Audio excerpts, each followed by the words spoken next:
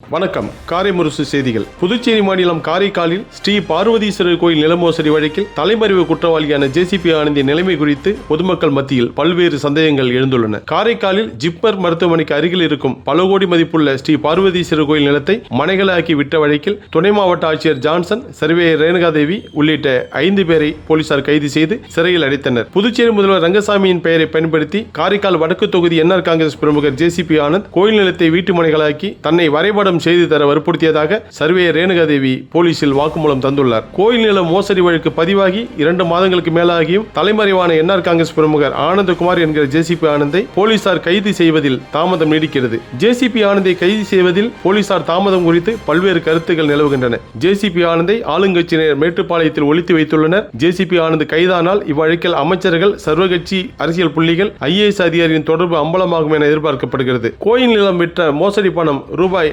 5,50,00,000 ரொக்கம் மதுபான வியாபாரி ஒருவரிடம் தரப்பட்டிருக்கிறது. அந்த பணம் சிந்தாமல் சிதறாமல் புதுச்சேரியின் முக்கிய புள்ளியின் கைக்கு போயிருக்கிறது. இதனால் ஜேசிபி ஆனந்தை அந்த முக்கிய புள்ளி புதுச்சேரி தமிழக எல்லையில் உள்ள பண்ணை வீடு, கெஸ்ட் ஹவுஸ் என்று மாற்றி மாற்றி தங்க வைத்திருப்பதாகவும் தகவல்கள் வெளியாகியுள்ளன. கடந்த செப்டம்பர் 3ஆம் தேதி வழக்கு பதிவு செய்த போலீசார் அப்போதே ஜேசிபி ஆனந்தை கைது செய்திருக்கலாம். ஜேசிபி ஆனந்திடமிருந்து மோசடி பணத்தையும் கைப்பற்றியிருக்கலாம். கை கெட்டும் தொலைவில் ஜேசிபி ஆனந்த் இருந்தும் அவரை ஏன் போலீசார் கைது செய்யவில்லை? போலீசாரிடம் இருந்து தப்பிய ஜேசிபி ஆனந்த் காரில் சென்று சென்னை தேனாம்பேட்டையில் இறங்கியதாக காரை ஓட்டிச் சென்ற கார் ஓட்டுநர் வாக்குமூலம் தந்திருக்கிறார். அந்த கார் ஓட்டுநரை போலீசார் ஏன் கைது செய்து இந்த வழக்கில் சேர்க்கவில்லை? ஜேசிபி ஆனந்த் பணத்துக்காக சித்திரவதை செய்யப்பட்டார் என்றும் அவரது நிலைமை வெளியிடப்படவில்லை என்றும் புதிய தகவல்கள் வெளியாகி இருக்கின்றன. ஜேசிபி ஆனந்த் உண்மையில் உயிரோடு இருக்கிறாரா இல்லையா? உண்மையில் உயிரோடு இருக்கிறார் என்றால் அவரை போலீசார் இன்னும் எதற்காக நீதிமன்றத்தில் ஆஜர் செய்யவில்லை? இக்கேள்விகளுக்கு புதுச்சேரி மாநில காவல்துறை இதுவரை வாய் திறக்காமல் மௌனம் சாதித்து வருவது ஏன்? செப்டம்பர் 3ஆம் தேதி வழக்கு பதிவு செய்து ஜேசிபி ஆனந்த் தலைமறைவு குற்றவாளி என்று போஸ்டரை ஒட்டி போலீசார்